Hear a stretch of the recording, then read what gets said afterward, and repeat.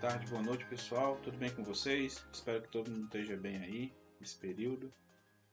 Vamos dar continuidade ao nosso módulo, tá? Nós hoje vamos falar sobre rochas sedimentares e ela é uma.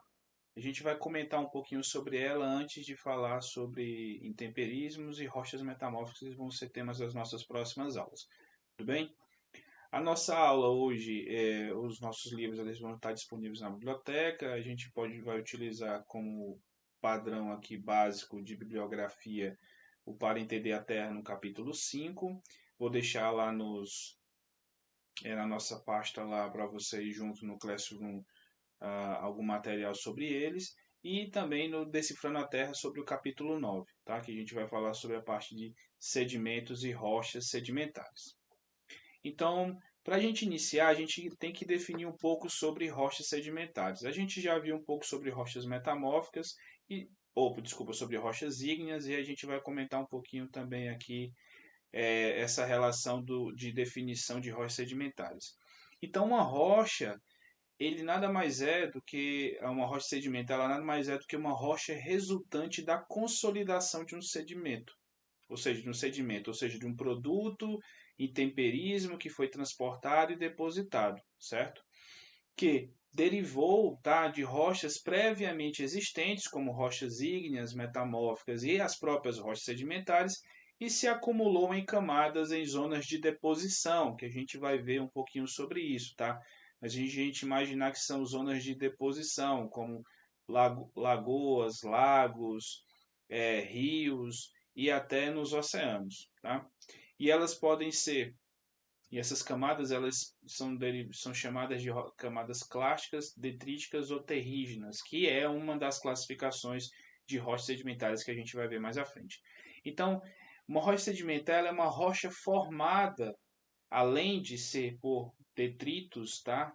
Previamente existentes, ela é uma rocha formada por precipitação de minerais a partir de uma solução, tanto por processos inorgânicos como por processos orgânicos, que aí vão ser derivadas as rochas sedimentares do tipo química ou bioquímica, tá?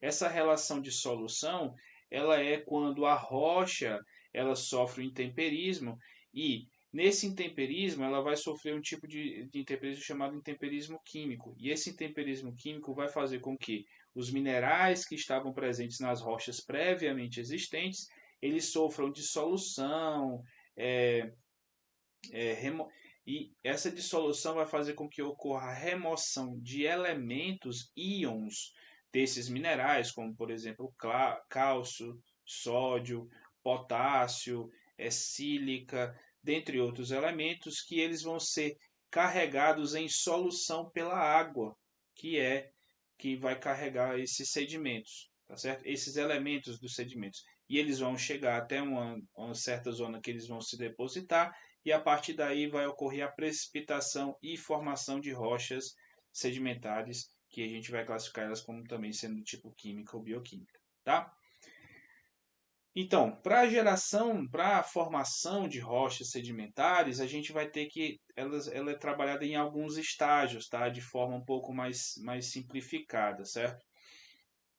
Primeiramente, para a gente ter a formação de rochas sedimentares, a gente vai ter que analisar as rochas como sendo, acho que onde está meio ruim, como sendo através do intemperismo, tá? Que primeiramente esse intemperismo ele fez com que a rocha ela pudesse se tornar alterada, ou a alteração dela estrutural da rocha, ela começasse a sofrer transformações através de intemperismo físico e químico, tá? Após essas alteração da rocha, a rocha ela começar a sofrer fragmentação ou dissolução, esse material começa a sofrer desagregação da rocha em si, ele vai sofrer ele sofre erosão, ou seja, vai começar a ficar mais friável, mais frágil. E isso vai fazer com que um dos maiores e melhores agentes, que além de ser agente de intemperismo, que é a água, ela vai servir também de transporte desse material. Então, a rocha ela vai iniciar aqui do intemperismo, vai sofrer erosão através do intemperismo e depois disso a própria água ou o vento, por exemplo, dependendo do tamanho das partículas, vai fazer com que esse material ele saia desse local, da fonte desse local e vá para e seja transportado até uma região de deposição. Nessa região de deposição, os sedimentos, tanto sedimentos clásticos quanto sedimentos químicos, como a gente viu no slide passado, eles vão começar a sofrer deposição, vão ficar em camadas em cima da outra. Como a gente pode tentar imaginar aqui que ocorreu deposição lenta, cada camadazinha dessa assim é um período de deposição desses sedimentos, tá? E esses sedimentos eles vão soterrando um aos outros, até chegar a um processo em que essa camada de sedimentos ela vai ficar tão espessa que vai sofrer os processos de diagênese, que é onde há a formação das rochas sedimentares propriamente ditas. Tudo bem? Então a gente vai ter processo de intemperismo, erosão, estágios que vai gerar rochas sedimentares. Temperismo, erosão, transporte desse material erodido, desses sedimentos, até uma zona de deposição. Posteriormente, essa deposição desses minerais ou desses elementos, desses sedimentos, vão fazer com que ocorra o soterramento. Esse soterramento vai haver um aumento da temperatura e pressão desses sedimentos, gerando a diagênese, que vai gerar a nossa rocha sedimentar propriamente dita, certo? E após essa, a gente tem que imaginar um pouquinho a relação dessa diagênese para diferenciar que é o processo de formação de rochas sedimentares, para diferenciar da formação de rochas ígneas e rochas metamórficas, tá? Para a gente ter rochas ígneas, a gente tem que ter altas temperaturas e altíssimas pressões. Então a gente está falando de temperaturas aí para fusão de rocha da ordem de que vai variar aí dependendo se tem água ou não dentro da rocha, de 800 até 1000, 1200 graus Celsius para mim ter formação de rochas ígneas. Para mim ter formação de rochas metamórficas, eu vou estar trabalhando com temperaturas ali acima de 200, 250 graus Celsius ali, até temperaturas da ordem de 700 a 800 graus Celsius e pressões também bem mais altas, tá? E como fala, isso também vai depender se há ou não água dentro do sistema ou dentro da rocha em si, para que haja essa modificação de temperatura ou pressão. E a diagênese ele vai entrar nesse campinho aqui pequeno, ou seja, ele vai ser gerado desde temperaturas baixas, tá? Até temperaturas no máximo de 200 a 220 graus Celsius aproximadamente. A partir daí, se tiver um aumento de temperatura e pressão, a gente vai ter formação de minerais já em rochas metamórficas, tá? Que a gente vai trabalhar na nossa próxima aula, certo? Então esse é o campo de atuação da diagênese, esse campozinho aqui mais restrito, que a gente não tem tanto aumento de pressão e temperatura, mas é o suficiente para a formação das rochas sedimentares, tá?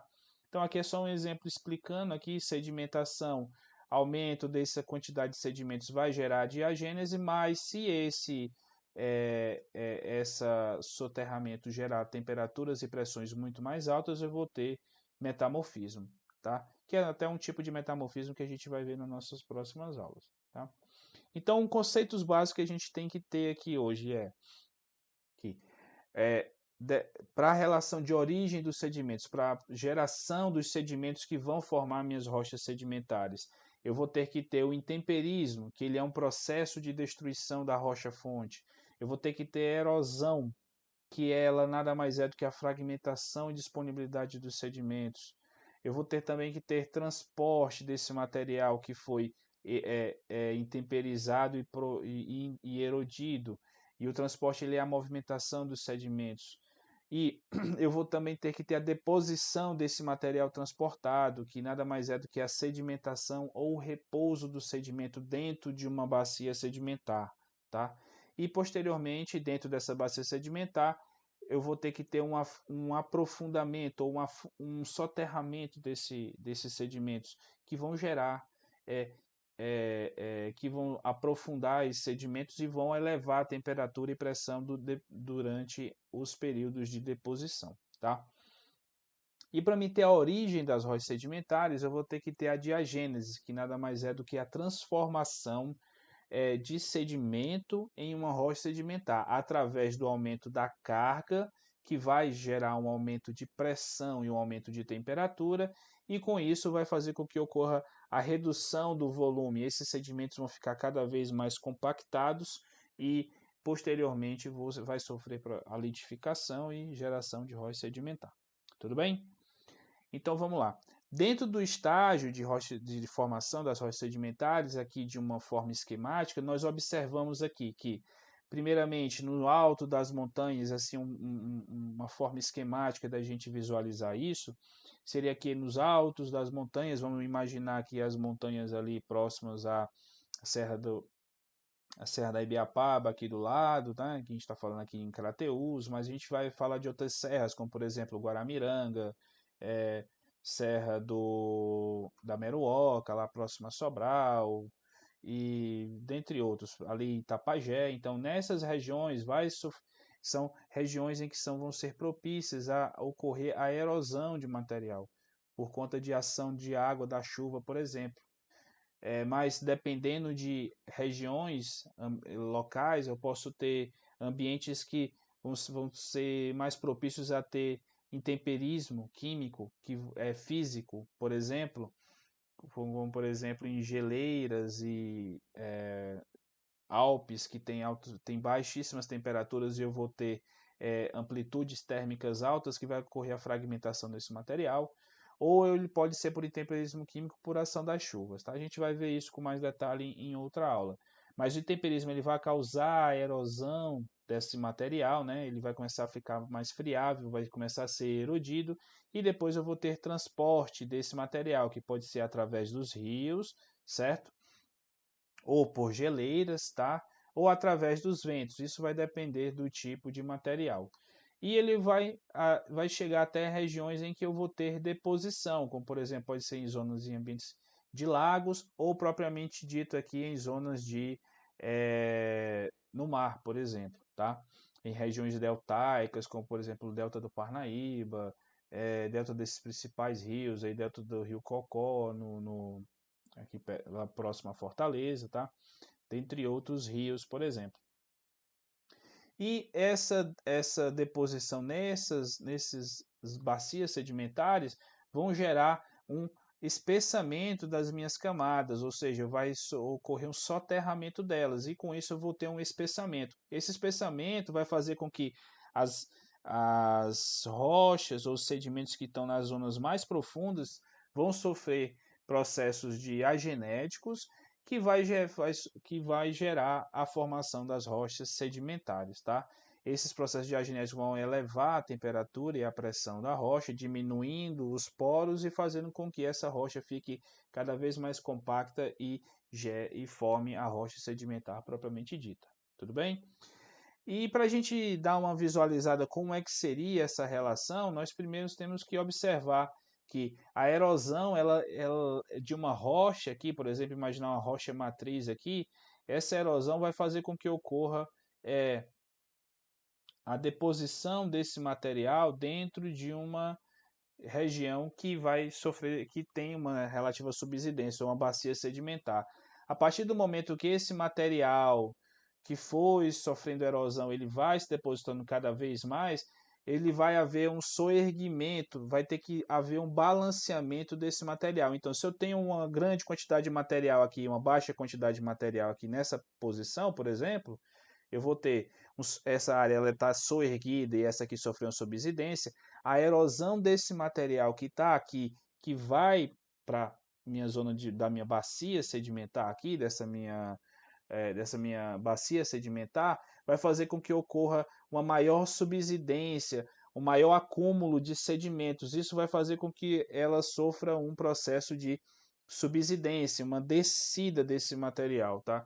Essa descida, posteriormente, com elevação ou não do nível do mar, vai fazer com que ocorra posteriormente uma inversão, em que esse material, que hoje é rocha sedimentar, vá ser erodido e ser lançado, transportado os seus sedimentos para outra região de bacia, tá? Se a gente for lembrar um pouquinho disso, eu coloquei essa imagem para a gente imaginar como é que era para a formação da nossa bacia sedimentar que fica aqui do lado de Crateús, que é a bacia do Parnaíba.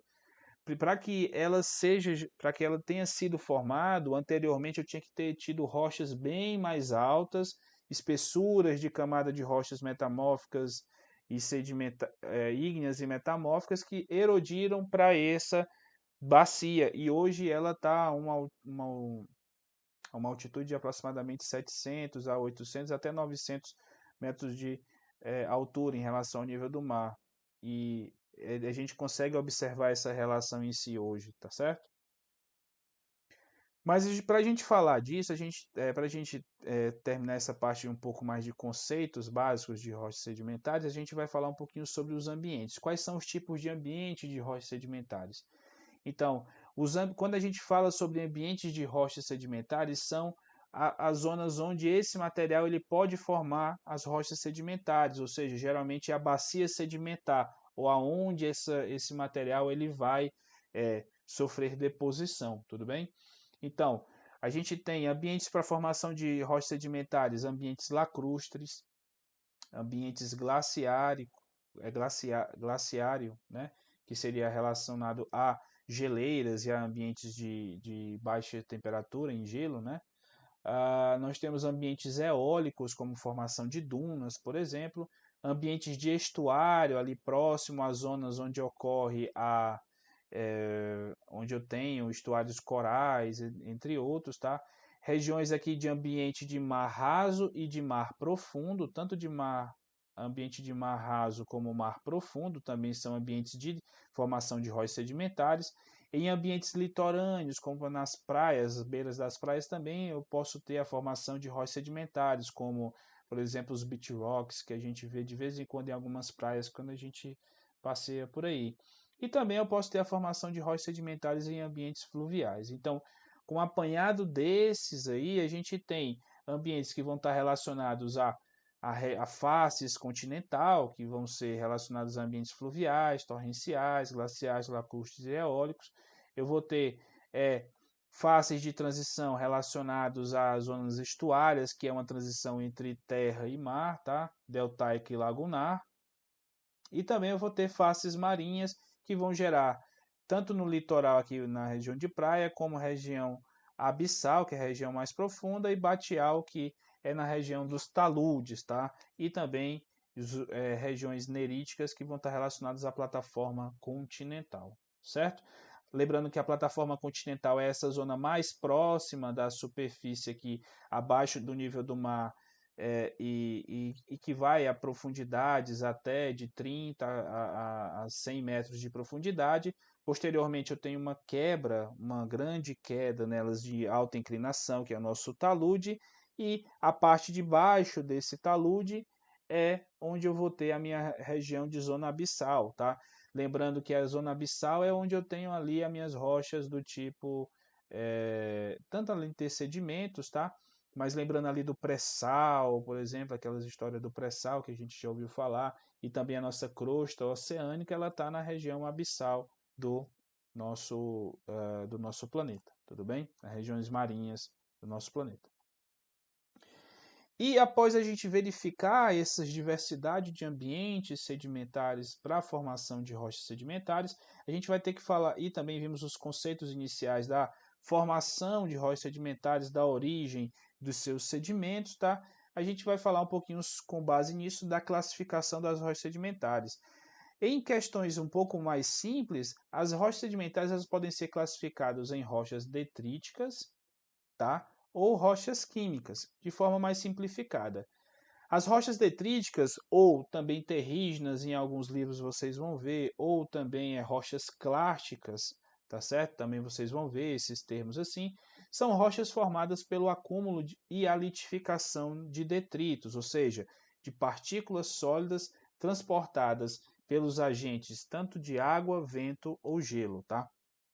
Então, essa é a nossa, são as rochas que estão relacionadas a rochas detríticas. Já as rochas químicas, elas são rochas formadas pela precipitação de materiais dissolvidos, que são dissolvidos da rocha, né, em solução, por processos inorgânicos, que pode ser por evaporação, mudanças de temperatura, pH e EH, que vão fazer com que ocorra essa precipitação desse material, ou por processos biológicos, como organismos marinhos que vão estar dentro deles. Então, se a gente for relacionar aqui um pouquinho esses dois processos, tanto inorgânicos quanto biológicos, a gente tem uma subdivisão interna nos processos químicos, tá? Mas, como a gente vai falar um pouquinho, a gente vai, para descrever um pouquinho as rochas clásticas, a gente vai falar um pouquinho sobre transporte, deposição e seleção dos sedimentos para geração, para a formação das rochas sedimentares. Então, o transporte do sedimento ele vai ser dado pelo quê? Pode ser dado pelo vento, pelo gelo ou mais visível, mais fácil da gente tentar imaginar é pela água. E a deposição ela vai depender do transporte, tá certo?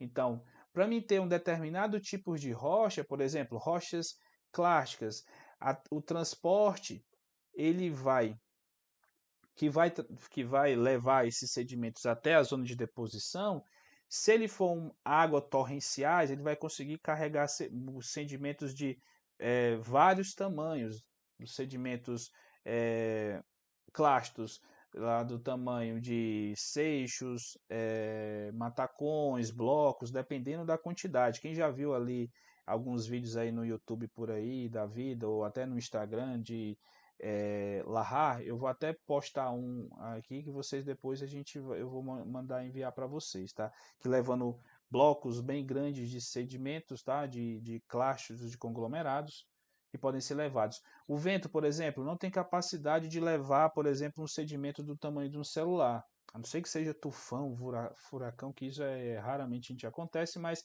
na maior parte das vezes quando a gente vai à praia, a gente sente aquela areia batendo ali na nossa canela ali, quando a gente está molhado é que fica doendo mesmo, né? Então, aquele sedimento, aquele material, o vento consegue transportar, e são grãos de areias muito fininhos, 0,2 milímetros, 0,1 milímetro ou menos, tá? Isso a gente consegue ver. Isso vai ser transportado pelas dunas.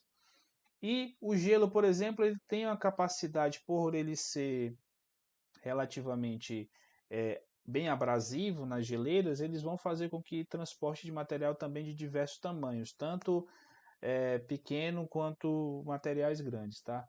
E com isso, com esses tipos de transporte, por exemplo, eu vou ter a seleção dos sedimentos, que nada mais é do que uma medida da variação do intervalo do tamanho do grão ou do clasto em uma rocha ou em um sedimento. E ele pode ser dividido em sedimentos bem selecionados, ou seja, sedimentos que foram submetidos à ação prolongada da água ou do vento, ou também sedimentos mal selecionados, que são tantos depósitos não muito, que geralmente vai estar relacionado a depósitos não muito distantes da fonte, ou também os depósitos relacionados a geleiras, tá? Que fazem com que os sedimentos eles tenham essa proporção de má seleção, tá? A gente vai ver isso agora e exemplificar aqui de uma forma mais simples, tá? Nessa figura aqui do nosso lado esquerdo aqui, nós vemos que os tamanhos dos grãos, eles são praticamente do mesmo tamanho, ou seja, eles têm uma certa homogeneidade. Então, se os tamanhos dos cristais, dos grãos, eles tiverem a mesma tamanho, então o sedimento ele teve um transporte bem competente, tá? E esses sedimentos eles vão estar relacionados à seleção do tipo cristais de grãos bem selecionados. Já, por exemplo, se eu tiver uma variação de tamanho, como por exemplo esses clastos que são maiores com esses grãos aqui menores, tá? A gente observa que eles não são tão bem selecionados. Então, os processos envolvidos aqui, ou a fonte estava muito próxima, ou é, a, houve uma movimentação diferente dentro do próprio depósito que fez com que ocorresse a formação desse tipo de grãos mal selecionados, tá? Mas geralmente, quando eu tenho grãos mal selecionados assim, eles vão estar relacionados a transportes de baixo, bem próximos à área fonte, tá? Eles não se deslocaram por muitos quilômetros, certo? Isso a gente vai perceber um pouquinho essa relação de distância da fonte, mas quando a gente estiver trabalhando agora, como por exemplo, com um tipo de, não nesse slide, mas no próximo, tá? Que é relacionado ao grau de arredondamento, tá? Então, quando a gente observa cristais aqui, por exemplo, eles podem ser, com relação ao grau de seleção, podem ser muito bem selecionados, ou os cristais apresentam tamanhos bem próximos, tá? Bem selecionados, moderadamente selecionados, mal selecionados, então a gente já vê uma discrepância bem grande entre o tamanho dos clastros aqui em relação aos cristais menores, tá? E aqui pessimamente selecionados ou muito mal selecionados, tá? Então a gente tem grãos bem grandes junto com cristais pequenos, certo? Então isso a gente tem essa relação de diferença entre esses tamanhos de cristais, então a gente vai verificar isso com relação ao grau de arredondamento, por exemplo, certo? E com relação, voltando para cá, com o grau de arredondamento, eles vão estar relacionados a efeitos físicos relacionados a transporte nos sedimentos. Então, quando a gente fala dos efeitos físicos relacionados ao transporte dos sedimentos, a gente vai tentar analisar um pouquinho a relação de arredondamento e esfericidade, tá? E por que isso, professor? Por quê? Primeiramente, a gente vai conceituar que o arredondamento ele nada mais é do que a medida da angularidade das partículas, ou seja, quanto menos angular, ou seja, quanto menos ângulos a minha rocha tiver, o meu cristal, o meu grão tiver, mais arredondado ele vai ser, certo? Isso é meio que óbvio, tá? E com relação à esfericidade, é o quão circular e redonda é a partícula.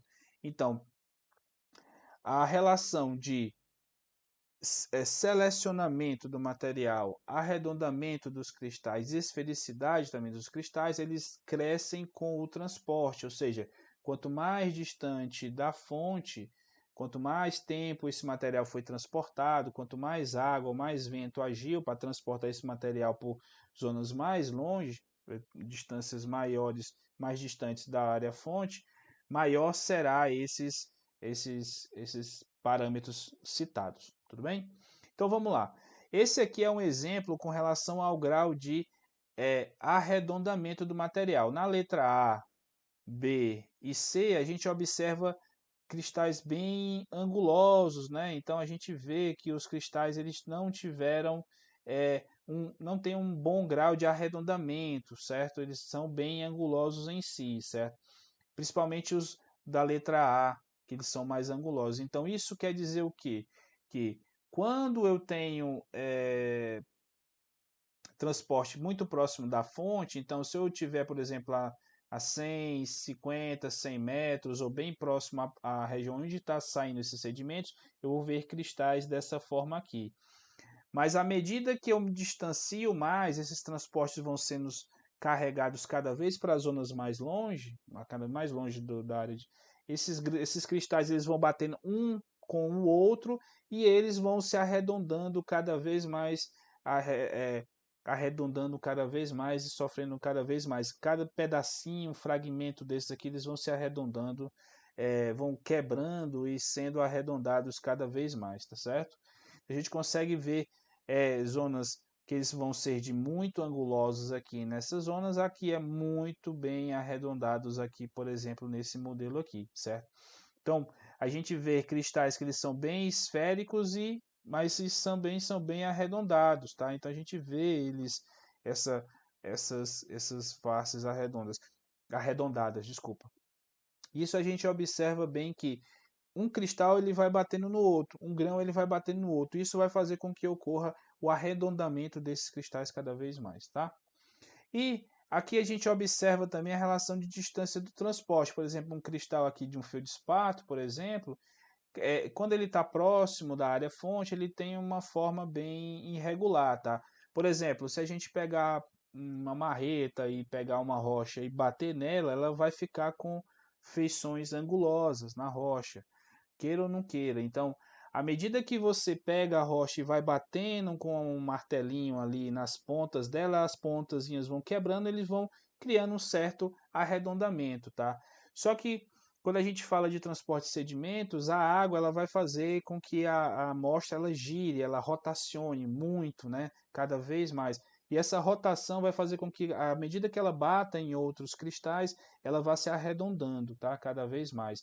Então, quanto mais longe dos nossos cristais, maior vai ser o arredondamento. Por exemplo, se a gente imaginar o rio Amazonas, o rio Amazonas ele nasce lá nos Andes. Então, os cristais que são erodidos e depois transportados lá no início, lá dos Andes, eles vão ter arredondamento próximo a esses aqui, entre A, B e C. Mas quando ele chega lá no rio um pouco mais calmo, mais arredondado, os sedimentos que a gente for observar, eles vão ser pequenininhos, mas a gente vai ver eles bem arredondados, como por exemplo na imagem aqui desses grãos bem selecionados, tudo bem? Então isso é para a gente ver que o transporte, a distância do transporte, ele vai influenciar no grau de arredondamento e também de esfericidade do material, tá? Aqui com relação ao grau de arredondamento, ele pode ser subdividido em angular, subangular, subarredondado, arredondado e bem arredondado. Então, quanto menor, quanto mais rugoso ou mais angular for a forma do cristal, mais angular, ele vai ter um grau de chamada angular. Quanto mais arredondado, ou menos quinas, menos bordas irregulares ele tiver, ele vai ser considerado bem arredondado, certo? E quando a gente vê essa relação do transporte, a gente viu que ele vai da parte do transporte, deposição, soterramento, a gente vai entrar no processo que é o que forma a rocha sedimentar propriamente dita, que é o processo de diagênese ou a litificação da rocha. A litificação nada mais é do que a solidificação da rocha a solidificação dos sedimentos em uma rocha sedimentar. E isso se dá pelos processos diagenéticos. E esses processos diagenéticos eles vão ser basicamente três, tá? Que vai ser compactação, cimentação e recristalização.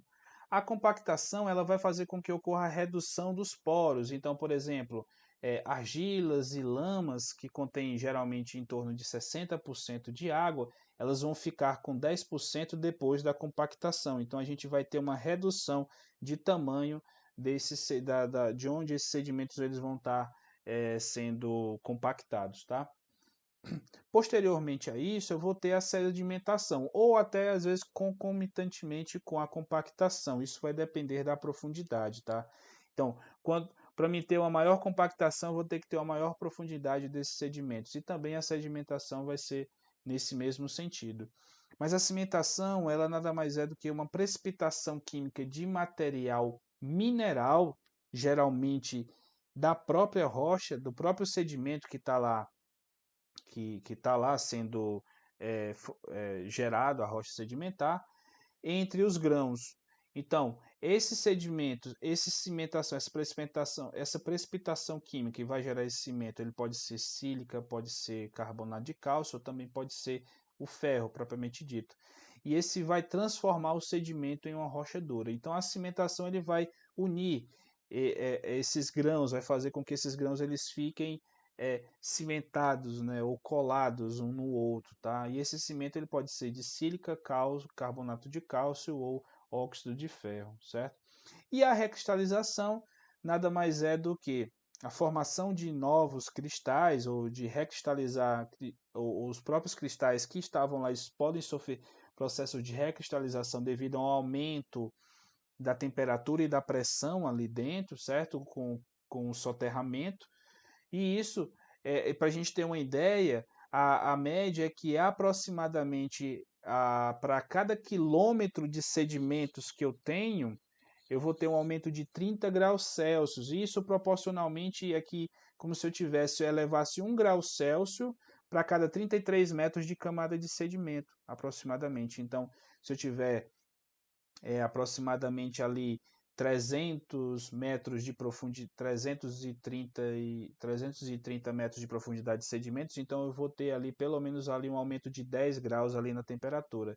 E assim sucessivamente, certo? Então isso aqui é só para a gente ter uma ideia de como é que é esses processos diagenéticos, tá? E aqui é um esquemazinho que a gente pode observar bem isso. Então a compactação, ela vai reduzir a quantidade de água, tirar a água ali, vai compactar cada vez os poros, reduzir os espaços vazios, diminuir a porosidade da rocha, tá?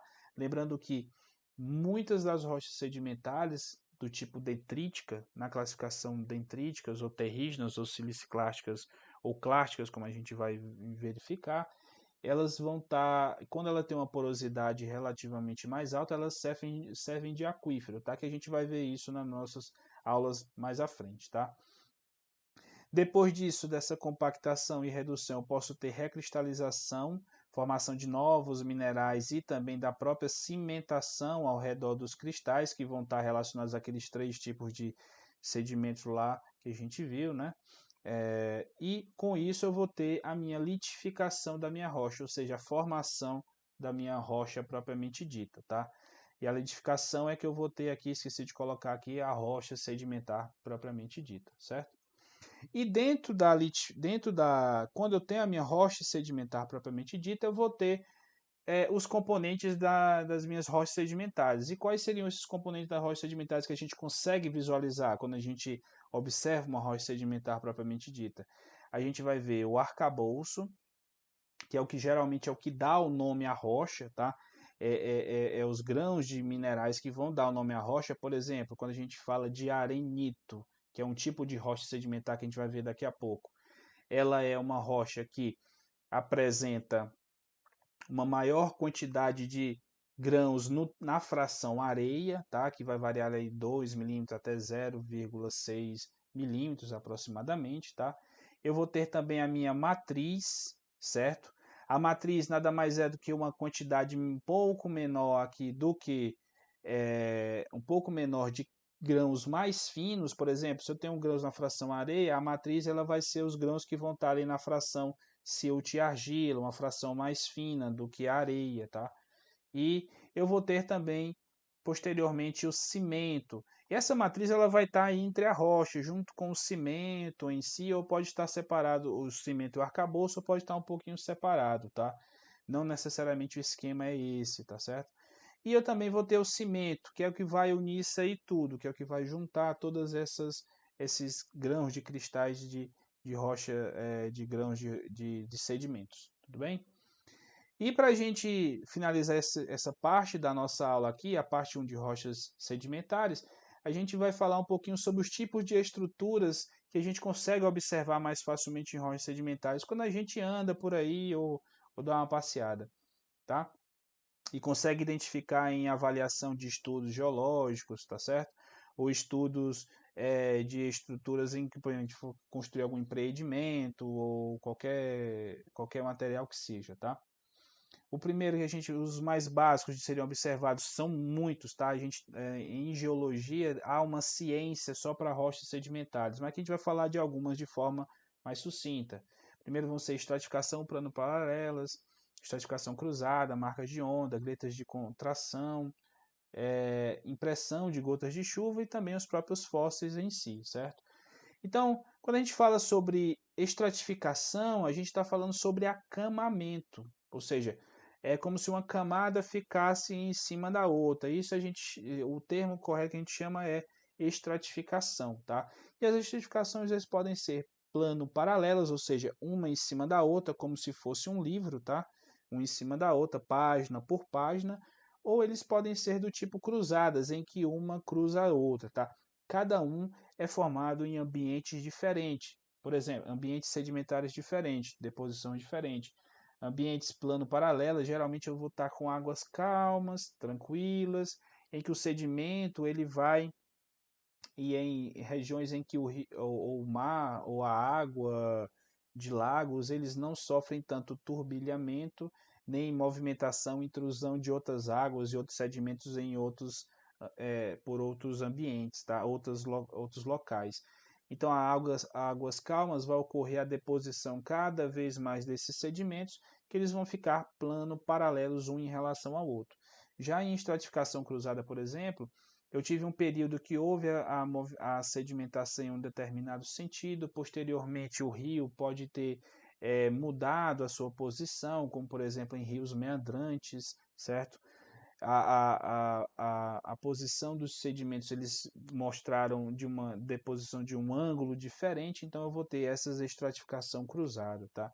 Vou também ter estratificações do tipo espinha de peixe, dentre outros tipos, mas a gente não vai entrar em tantos detalhes. Mas essa mudança de forma de estratificação vai estar relacionada aos ambientes de deposição propriamente dito.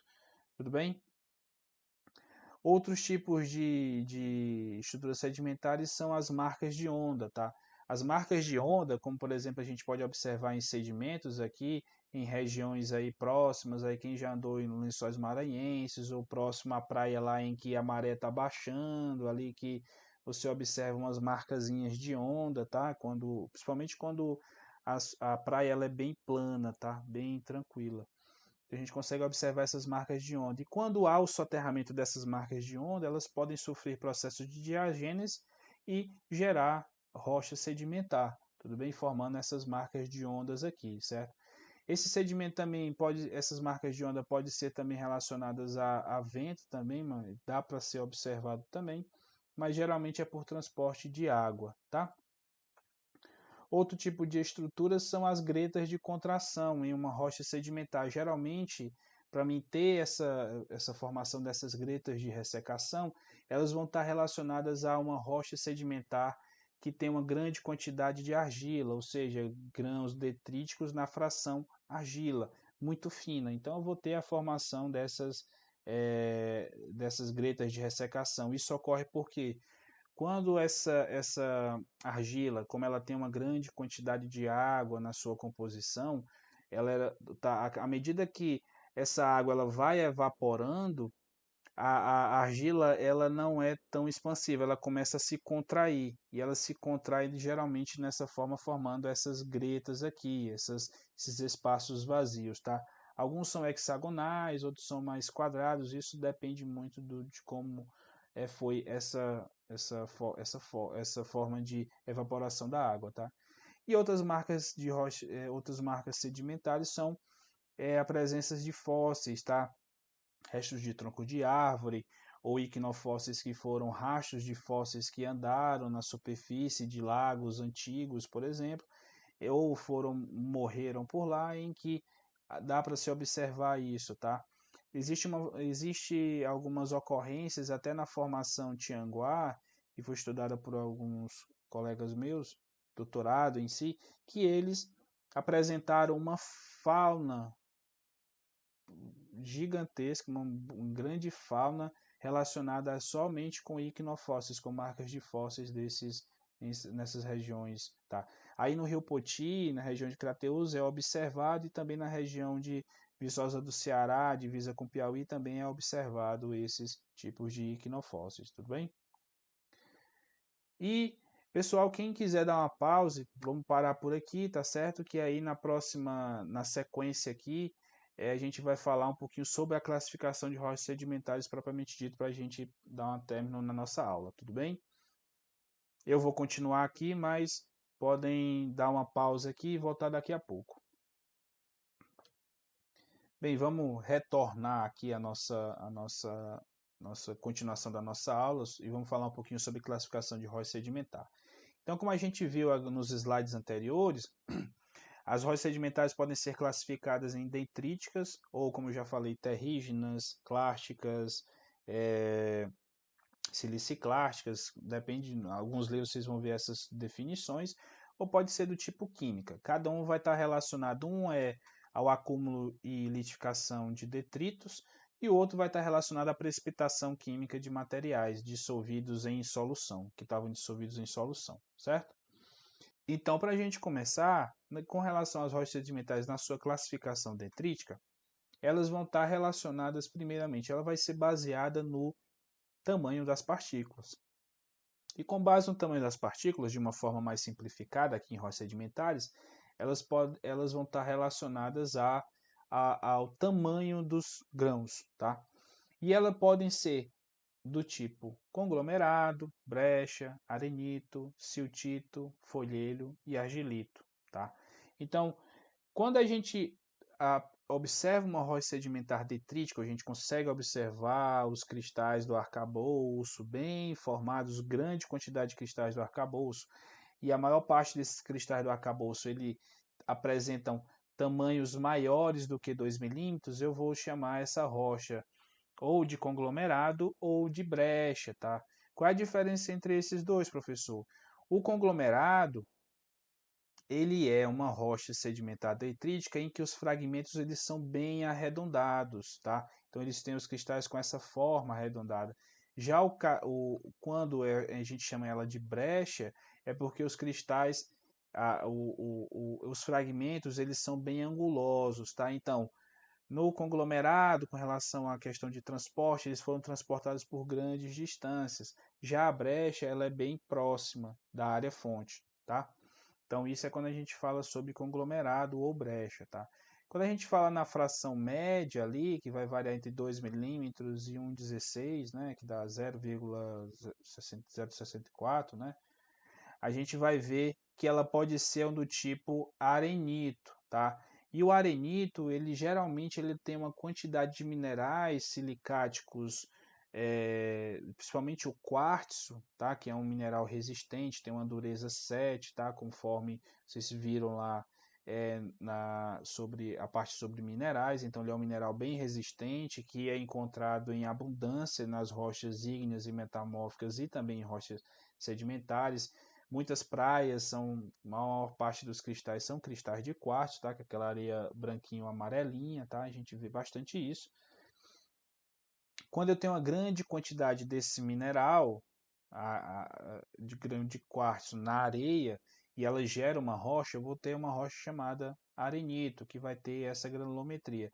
Mas se por acaso eu tiver uma quantidade razoável dentro, em torno de 10 a 25%, acima de 25% de feldspato, que é um outro mineral silicático que está presente em abundância em rochas sedimentares, mas que ele tem uma resistência menor, ele consegue ser dissolvido e removido os seus elementos por mais longas distâncias, né, facilmente, mais facilmente do que o quartzo propriamente dito, nas condições de pH e EH que nós temos aqui na nossa superfície. Então, quando esses sedimentos, essas rochas, ela tem uma grande quantidade desse tipo de sedimento, de feldspato, eu vou chamar a rocha de um arcósio, tá? E quando eu tenho sedimentos mais finos, como por exemplo na fração lama, e ela gera uma rocha, vai me gerar um siltito, tá? Na fração silt. E quando eu tenho na fração mais fina aí, na fração argila, por exemplo, eu já a fração siltosa, fração de silt, fração de argila, eu já vou ter a formação de folheiros e argilitos, tá? As diferenças entre eles aí, certo? E voltando aqui para a gente observar, então, quando eu falo aqui na parte de cima sobre sedimentos aqui em cima, certo? Então, uma lama dos sedimentos mais finos e mais grossos, então uma lama que tem uma quantidade de sedimentos mais finos, quando ele sofre processos de diagênese aqui nessa parte de baixo, ele vai me gerar um folheiro ou um argilito, tá? Além de poder formar um siltito também, dependendo da granulometria dos meus finos, tá? Ou seja, sedimentos pelíticos, que também é uma forma de vocês observarem isso. Então, sedimentos pelíticos, tá? Nos sedimentos aqui da fração areia, tá certo? Nos sedimentos da fração areia, quando eu tenho um aumento da pressão e da temperatura, vai me gerar a rocha chamada arenito, tá? Então eu tenho uma grande quantidade de areia, aumenta a pressão, eu vou ter aumento de temperatura também, eu vou ter formação do meu arenito. Lembrando que se eu tiver uma quantidade de cristais de feldspato aqui junto com esse meu quartzo dessa minha areia aqui, eu posso ter a formação de uma rocha não chamada de arenito, mas sim de um arcósio, certo? E se eu tenho na fração grossa, calcário, por exemplo, ou cascalho, por exemplo, eu vou ter a formação de conglomerados. Lembrando que conglomerados eles vão ser bem arredondados e brechas, eles vão ter cristais bem angulares, tá? E quando eu tenho a formação de matéria orgânica, eu tenho um aumento da pressão e um calor que vai variar entre 90 até 120 graus Celsius, eu posso ter formação de óleo e gás ou também de carvão, quando a temperatura ela vai bem mais alta e a pressão também vai bem mais alta, certo? Então, exemplos de formação desses tipos de rochas relacionadas a esses materiais orgânicos, tá? Então, aqui em classificação de rochas sedimentares, então aqui como exemplo, nós temos o conglomerado, tá? Grãos bem arredondados, o arcabouço aqui com cristais de quartzo bem arredondados. Eu tenho um arenito aqui com estratificação plano paralela, certo? Bem observado aqui, os grãos bem finos em comparação a esse daqui, tá? E eu tenho o folheiro que ele é bem mais fino, ou também o argilito, tá? Que ele é bem mais fino do que os outros grãos, tá? Mas eles são formados por deposição de sedimentos detríticos, apesar de que muitos finos, mas são sedimentos detríticos, tá? E cada um vai ter seu ambiente de formação. Da mesma forma, nós vamos também ter a classificação para rochas sedimentares químicas, que a maior parte delas, tá? Das nossas rochas sedimentares por completo. Eu esqueci de falar nos slides passados, mas nós temos rochas sedimentares aqui. A maior parte é de 70 a 75% é de folheiros. Temos em torno de 11% ali, um pouquinho mais ali de arenitos e conglomerados. E também temos ali em torno de rochas carbonáticas em grande concentração, em torno de 13%, tá? E em rochas carbonáticas, as rochas sedimentares, lembrando que elas foram formadas por processos de precipitação de materiais que estavam em solução, tá? E quando eu tenho quando eu tenho carbonato de cálcio como solução dentro do meu soluto lá, né?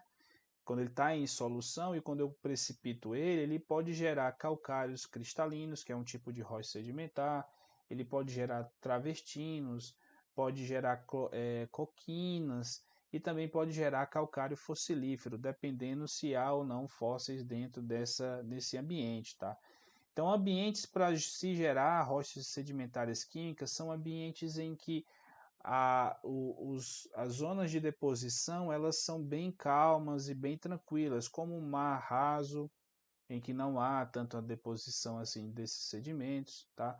Ou, por exemplo, em bacias lacustres, em que o lago lá ele tem uma grande concentração ele tem um pouco aporte de água e há evaporação constante dessa água, porque quando eu tenho um aporte de sedimentos dentro de uma região lacustre e a incidência do sol faz com que essa água evapore, vai fazer com que aquela solução ela entre em precipitação por conta da redução da quantidade de soluto dentro da rocha, da água lá em si, né?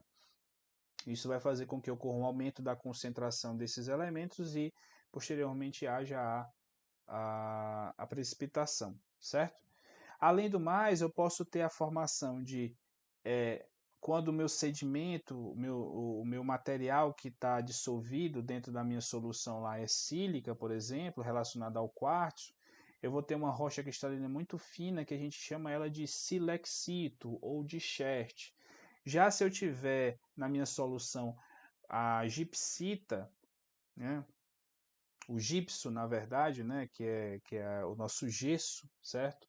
Que ele é um sulfato de cálcio hidratado, ele pode gerar texturas de finas a grossa, mas ele vai formar a rocha sedimentar chamada gipsita, tá?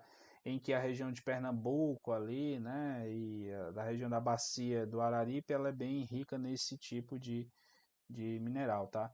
Se por acaso ocorrer for a composição, ela tiver relacionada à precipitação de cloreto de sódio, ou a nosso sal de cozinha, ou a nossa halita, né, que é o mineral propriamente dito que a gente tem que chamar isso, eu vou gerar os evaporitos, tá certo? E também eu posso ter a formação de outros tipos de rocha sedimentar, como o carbobetuminoso, que vai estar relacionado diretamente ao fragmento de plantas alteradas, tá? Então, para cada um desses tipos, a gente vai ter ambientes diferentes, certo? Então, e geralmente os calcários, eles vão estar relacionados ao que? A precipitação do carbonato de cálcio devido a uma redução da quantidade de CO2 da água do mar, tá? Então, isso vai fazer com que ocorra a precipitação desses carbonatos de cálcio, principalmente, ou a própria evaporação do soluto, certo? Da água em si. Vai fazer com que ocorra essa precipitação desse carbonato de cálcio em água, tá? E com isso pode vir fragmentos é, de animais mortos, tá? Ou até próprias fezes desses animais também pode gerar algumas texturas específicas que vão estar dentro dessas rochas sedimentares químicas, tá? Como oóides ou pelotas, tá? Que isso aí a gente pode ver depois em uma parte prática, tá? E as rochas sedimentares químicas, como a gente já viu, eles podem ser, no caso do calcário, ele pode ser um calcário travertino, tá? Como é observado em cavernas, calcários fossilíferos, em que é observado fósseis dentro do próprio calcário, tá? Calcário bandado, um pouco mais difícil de ser observado, mas em ambientes lacustres eles podem ser alternância de bandas claras e bandas escuras, tá? As bandas claras vão estar relacionadas ao calcário puro, propriamente dito. Geralmente é carbonato de cálcio ou dolomita, pode ser calcito ou dolomita. E quando eu tenho bandas escuras, pode estar relacionadas a alguma impureza que deve ter vindo ou a restos de animais mortos formando um calcário rico em um pouco matéria orgânica, tá? E um calcário maciço é aquele calcário branquinho que a gente observa bastante em alguns locais, tá? As rochas químicas do chert, por exemplo, vai ocorrer a floculação e a sedimentação de sílica, tá? Que vai estar dissolvida. A sílica ela é um pouco mais complicada de ser dissolvida porque precisa de ambientes um pouco mais extremos, então eu vou ter que ter pH bem alto, tá? Então valores aí pH básico, tá? Certo? E também vou ter que ter umas soluções um pouco mais completas, que são um pouco mais difíceis, mas pode haver a formação de cherts, tá? Ou silexitos, certo? E os evaporitos, eles vão estar relacionados aos minerais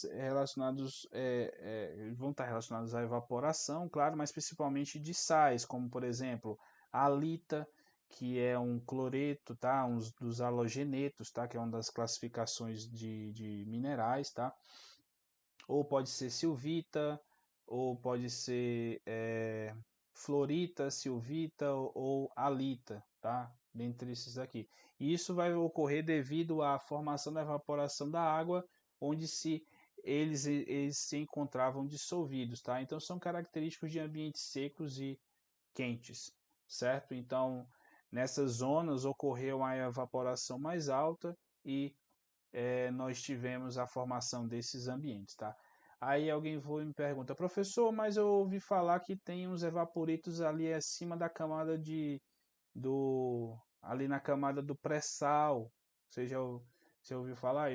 Sim, então, para mim ter aqueles grande quantidade de evaporitos, então eu posso ter que tenha tido na época de separação dos continentes um ambiente seco e quente que fez com que aquele mar raso que estava ali próximo ele sofresse evaporação. E isso fez com que as águas que estavam ali próximas, que tinham uma grande concentração de sais, formassem camadas evaporíticas dentro daquelas zonas assim acima do óleo lá, do sal, tudo bem? Ou das camadas, antes de ser óleo, era o que? Era sedimentos, matéria orgânica, tá? Que foi depositada. Posteriormente houve uma camada de deposição de sal e assim sucessivamente, tudo bem? E à medida que foi abrindo o oceano, as camadas foram ficando mais profundas, tá? Os evaporitos, eles vão ter uma forma de, por exemplo, quando o material é o gesso ou o gipso, tá? Quando há 50% da evaporação desse ambiente, desse que estava em solução, eu vou começar a formar a gipsita, propriamente dita. E quando eu tenho mais de 90% de evaporação, em grandes concentrações de halita, né, de cloreto de sódio, eu vou ter a formação do meu evaporito propriamente dito, da minha halita em si, vai formar o evaporítico, tá? E para a gente dar uma finalizada aqui, a gente vai falar um pouquinho sobre o carvão mineral, como é que ele é formado. Então, primeiro eu vou ter o quê? Uma grande concentração de um ambiente com alta quantidade de matéria orgânica, que a gente vai chamar isso de turfa, tá? Então, se a gente for imaginar ambientes lamosos, como por exemplo, que tem rica em matéria orgânica, como os mangues, regiões, por exemplo, nos Estados Unidos, que tem aquelas grandes planícies de inundação lá, tá? Ou aqui no nosso Pantanal, por exemplo, que a gente tem uma grande concentração de matéria orgânica naquelas regiões, tá? Que são bem espessas, então eu vou ter uma quantidade de turfa, certo? Após ocorrer a deposição de sedimentos em cima deles, eles vão começando a sofrer compactação. E em um determinado ponto lá, essa compactação ela vai formar o lignito, que é um tipo de rocha, é, uma rocha, não é uma rocha, mas é um sedimento bem mais compactado, que tem uma grande concentração de matéria orgânica, tá? Posteriormente, eu vou ter, com o aumento da pressão e da temperatura, aumento das minhas camadas acima dessas camadas de sedimento, vai haver uma redução de tamanho e vai formar o carvão betuminoso, que não é um carvão propriamente dito, mas ele é carvão, ele pode ser utilizado para geração de energia, tá? E ele tem essa característica, ele é um pouco mais molenga, tá? Um pouco mais plástico em si, propriamente dito. E quando eu tenho um aumento da pressão e temperatura mais ainda, um aumento maior ainda, eu vou ter a formação do antracito, que aí o antracito é o nosso carvão, que é utilizado nas siderúrgicas em si e em outros tipos de para formação de geração de energia, por exemplo, tá? E para formação do óleo e do gás, ele vai estar no modelo intermediário ali entre o carvão e os sedimentos de concentração de matéria orgânica menor, como a turfa em si. Ele vai estar ali entre o lignito e o carvão betuminoso, tá? E ele tem, para geração de óleo, é um pouco mais específico, ele necessita de um intervalo bem estreito, que vai variar nas ordens de 50 até 200 graus Celsius, tá? Isso vai depender do tempo, de o tempo que a matéria orgânica ela vai ter ali para formar o petróleo, tá? E a temperatura e duração determina o tipo e a presença de hidrocarboneto. Então, dependendo do tipo dependendo do tempo, eu posso ter um óleo mais fino ou mais grosso, tá certo? O gás ele pode ser um pouco mais úmido ou também pode ser um gás mais seco. E também a formação desses petróleos, até o que se sabe hoje é que pode variar de 1 até 20 milhões de anos. Então, petróleos que são um pouco mais antigos, geralmente eles têm tendência a serem bem um pouco mais espessos, que é o nosso caso aqui do nosso óleo, por exemplo, o óleo de profundidades do pré-sal, que são profundidades mais altas, tá? Que é um óleo um pouco mais viscoso. Já, por exemplo, o óleo das regiões lá da Arábia Saudita, daqueles dos países do Oriente Médio, ele é um óleo bem mais fino, tá? Que é mais fácil de ser transportado, armazenado, e dentre outros, tá? Há também a formação de óleo e gás para a extração de petróleo dentro de materiais já como carvão betuminoso ou xisto betuminoso, tá? Mas isso é um processo bem mais demorado e a gente também não vai abordar sobre isso aqui na nossa disciplina, mas é só para a gente ter essa noção de que há vários tipos de formação do tipo de óleo e gás. Tudo bem?